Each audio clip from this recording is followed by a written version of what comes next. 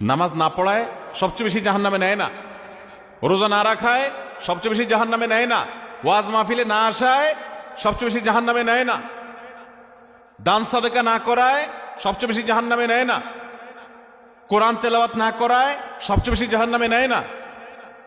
তাহলে কিসের সবচেয়ে বেশি জাহান্নামে নেয় মানুষকে?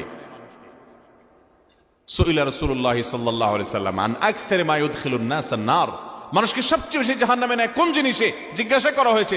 নবীজি বলেছেন দুই জিনিসে, আল ফামু ওয়াল ফারাজ, মানুষের জিহ্বা, মুখ এবং লজ্জাস্থান, এই দুইটা অঙ্গ মানুষকে সবচেয়ে বেশি জাহান্নামে নিয়ে যাবে।